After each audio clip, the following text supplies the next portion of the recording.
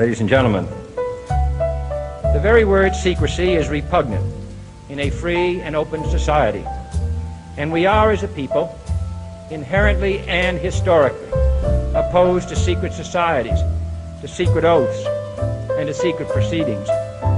We decided long ago that the dangers of excessive and unwarranted concealment of pertinent facts far outweighed the dangers which are cited to justify it.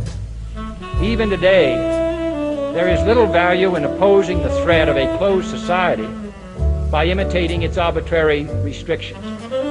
Even today, there is little value in ensuring the survival of our nation if our traditions do not survive with it. And there is very grave danger that an announced need for increased security will be seized upon by those anxious to expand its meaning to the very limits of official censorship and concealment. That I do not intend to permit to the extent that it's in my control. And no official of my administration, whether his rank is high or low, civilian or military, should interpret my words here tonight as an excuse to censor the news, to stifle dissent, to cover up our mistakes, or to withhold from the press and the public the facts they deserve to know.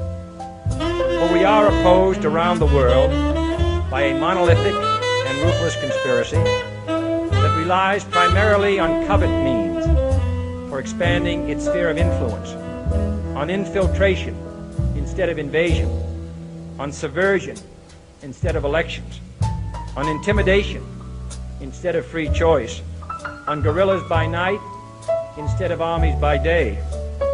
It is a system which has conscripted vast human and material resources into the building of a tightly knit, highly efficient machine that combines military, diplomatic, intelligence, economic, scientific, and political operations. Its preparations are concealed, not published. Its mistakes are buried, not headlined. Its dissenters are silenced, not praised.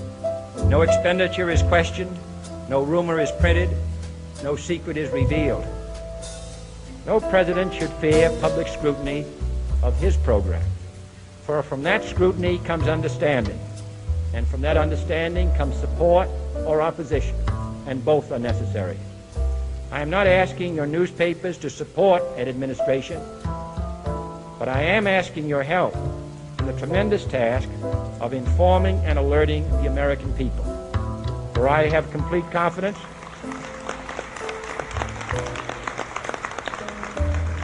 in the response and dedication of our citizens whenever they are fully informed.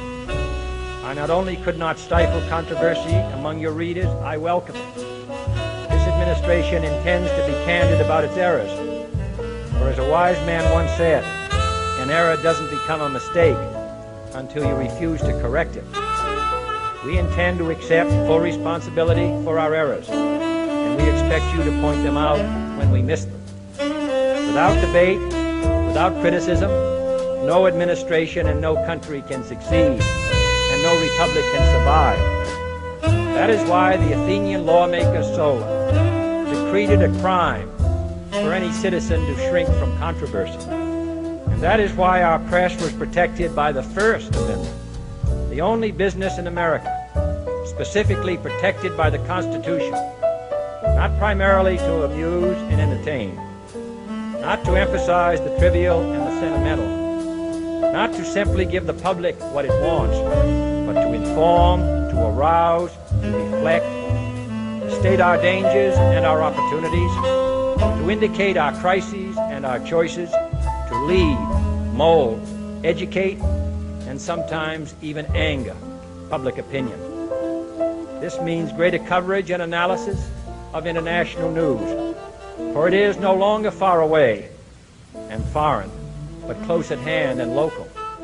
It means greater attention to improved understanding of the news, as well as improved transmission. And it means, finally, that government at all levels must meet its obligation to provide you with the fullest possible information outside the narrowest limits of national security. And so it is to the printing press, to the recorder of man's deeds, the keeper of his conscience, the courier of his news, that we look for strength and assistance, confident that with your help, man will be what he was born to be, free and independent.